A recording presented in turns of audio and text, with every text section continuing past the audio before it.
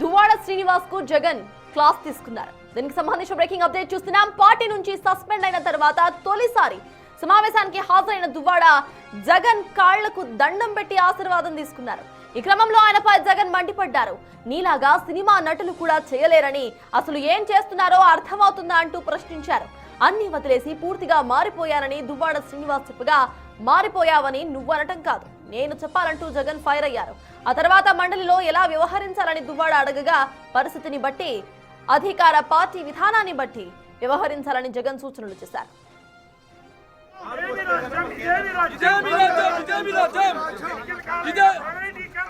జగన్ తో భేటీ అనంతరం దువ్వాడ శ్రీనివాస్ మీడియా ప్రతినిధులతో చిట్చాట్ ను నిర్వహించారు. శ్రీకాకుళం జిల్లాలో ధర్మాన సోదరుల వల్ల పార్టీకి జరుగుతున్న నష్టాన్ని జగన్ కు వివరిస్తానని దువ్వాడ స్పష్టం చేశారు. జిల్లా రాజకీయ పరిస్థితులపై పూర్తి నివేదిక ఇస్తానని అన్నారు. రాబోయే రోజుల్లో శాసన మండలి వేదికగా ప్రజా సమస్యలపై తన వాణి వినిపిస్తానని తెలిపారు.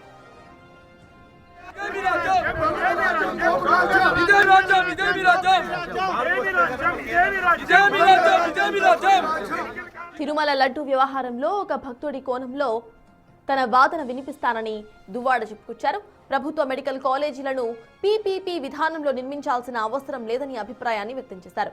వచ్చే ఎన్నికల్లో ఖచ్చితంగా గెలుస్తానని ధీమా వ్యక్తం చేసిన దువ్వాడ, ఒకవేళ జగన్ అవకాశం ఇవ్వని పక్షంలో ఇండిపెండెంట్ గానైనా సరే పోటీ చేసి తన సత్తా ఏంటో చూపిస్తానని అన్నారు ఆయన.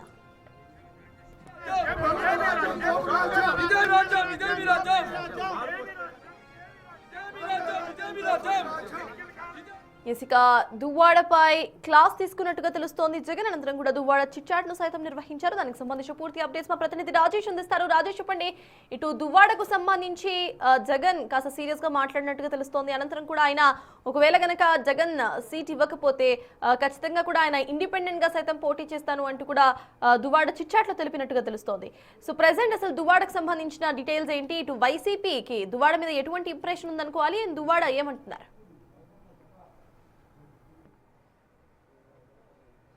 వైఎస్ఆర్ కాంగ్రెస్ పార్టీ బహిష్కృత ఎమ్మెల్సీ దువ్వాడ శ్రీనివాసు గత సమావేశానికి హాజరు కాలేదు. ఈరోజు ప్రారంభమైనటువంటి బడ్జెట్ సమావేశాలకి హాజరయ్యారు. వైసీపీ నిరసన తెలియజేస్తున్నప్పుడు సభలో ఆయన కూడా నిరసన తెలియజేసినటువంటి పరిస్థితి. ఈ సందర్భంగా బాయ్కాట్ చేసి బయటకు వస్తున్న ఎమ్మెల్యేలతో బయటకు వస్తున్నటువంటి జగన్ని దువ్వాడ కలిసారు. ఈ సందర్భంగా కొంత జగన్ సీరియస్ అయినట్టు తెలుస్తుంది.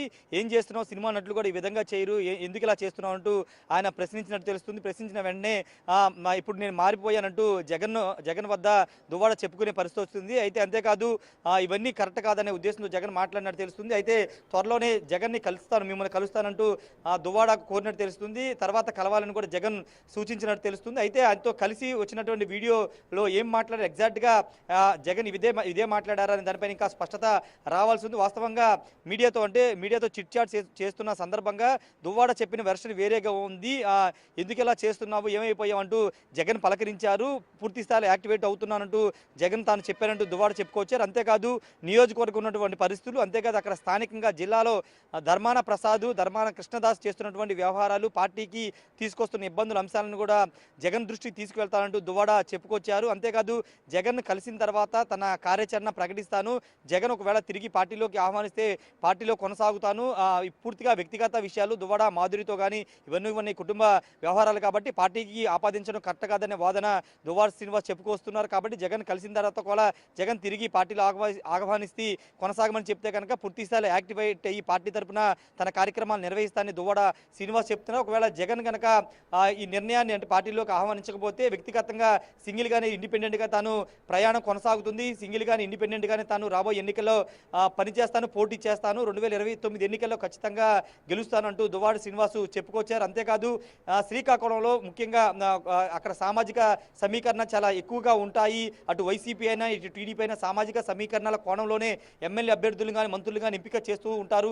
ఈ నేపథ్యంలో అక్కడ సామాజిక వర్గ పరిస్థితులు చాలా భిన్నంగా ఉన్నాయి. అక్కడ స్థానికంగా వైసీపీలో ముఖ్యంగా ధర్మాన సోదరులు వన్ సైడెడ్గా పనిచేస్తున్నారు, సామాజిక సమీకరణాలు పట్టించుకోవట్లేదంటూ దువ్వాడ శ్రీనివాస్ చెప్పుకొచ్చారు. ఇదే అంశాన్ని జగన్ వద్ద కూడా తాను ప్రస్తావిస్తాను, ఆ అంశాలు కూడా తేల్చుకోవాల్సిన అవసరం ఉందని చెప్పుకొచ్చినటువంటి పరిస్థితి. జగన్ వద్ద ఆ అంశాల మీద క్లారిటీ తీసుకున్న తర్వాత తన ప్రయాణాన్ని కొనసాగిస్తానని చెప్తున్నారు. ఇప్పటికే నియోజకవర్గంలో పార్టీలో లేకపోయినప్పటికీ, పార్టీ బహిష్కరించినప్పటికీ ఏదేమైనప్పటికీ వ్యక్తిగతంగా తనకున్న అనుబంధాలు, తనకున్నటువంటి అక్కడ నాయకుల్లో ఉన్నటువంటి సత్సంబంధాలతో ఇప్పటికే యాక్టివ్గా పనిచేస్తున్నాను. రాబోయే రోజుల్లో స్పష్టమైనటువంటి ఆదేశాలు వచ్చిన తర్వాత పూర్తి స్థాయిలో యాక్టివేట్ అవుతానంటూ దువ్వాడ శ్రీనివాస్ చెప్తున్నారు. అంతేకాదు ఇకపైన రేపటి నుంచి అసెంబ్లీ సమావేశాలకు హాజరవుతాను, మండలిలో వ్యక్తిగతంగా తన అభిప్రాయాలను తన వాదన వినిపిస్తాను. ముఖ్యంగా లడ్డూ కల్తీ వ్యవహారం సంబంధించిన విషయంలో భక్తుడి కోణంలోనే భక్తులు ఏమనుకుంటున్నారో అదే అంశాన్ని కూటమి ప్రభుత్వాన్ని ప్రశ్నిస్తాను, మెడికల్ కళ అంశాన్ని కూడా ప్రస్తావిస్తానని చెప్తూ ఉన్నారు. ఏదేమైనప్పటికీ దువ్వాడ శ్రీనివాస్ వ్యవహారం మరోసారి తెర మీదకి వచ్చినటువంటి పరిస్థితి. జగన్తో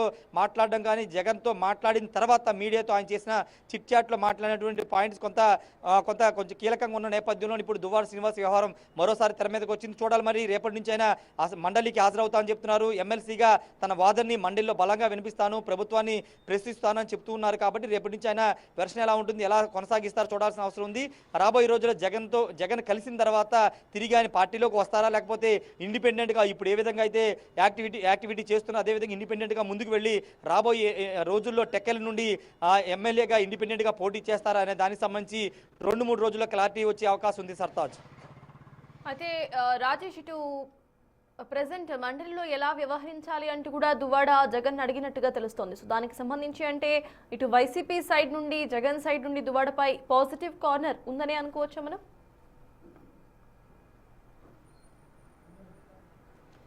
అంటే ఆ సస్పెండ్ అయిన తర్వాత మొదటిసారి ఇక్కడ ఈ రోజే మాత్రమే జగన్ కలిశారు కాబట్టి నెక్స్ట్ ఫర్దర్గా ఒకవేళ కలిస్తే అప్పుడు పూర్తి స్థాయిలో మాట్లాడే అవకాశం ఉంటుంది. దాదాపు ఒక 30-40 సెకండ్లు మాత్రమే జగన్తో దువ్వాడ మాట్లాడారు కాబట్టి పూర్తి స్థాయిలో మాట్లాడిన తర్వాత అదే చెప్తున్నారు దువ్వాడ కూడా అదే చెప్తున్నారు. జగన్ కలిసిన తర్వాత నియోజకవర్గంలో తను పడుతున్న ఇబ్బందులు, అక్కడ ధర్మాన సోదరులు చేస్తున్నటువంటి ఇష్యూస్ అన్ని కూడా ఆయన దృష్టికి తీసుకువెళ్ళిన తర్వాత ఆయన ఏం చెప్తాడో చూసి దాన్ని బట్టి తన నిర్ణయం తీసుకుంటా అని చెప్తున్నారు. కానీ ఇప్పటి వరకు అయితే మొన్న సమావేశాలకైతే రాలేదు. ఇప్పుడైతే సెషన్స్కి హాజరవుతాను, ఎమ్మెల్సీగా మండలిలో ఖచ్చితంగా ప్రభుత్వాన్ని ప్రశ్నిస్తాను, లడ్డూ వ్యవహారం సంబంధించి కానీ, మెడికల్ కాలేజీలు కానీ ఇతర అంశాల మీద ప్రభుత్వాన్ని అయితే వ్యక్తిగతంగా తాను ప్రశ్నిస్తానంటూ దువ్వాడ శ్రీనివాస్ అయితే చెప్పుకొస్తున్నారు సర్తాజ్.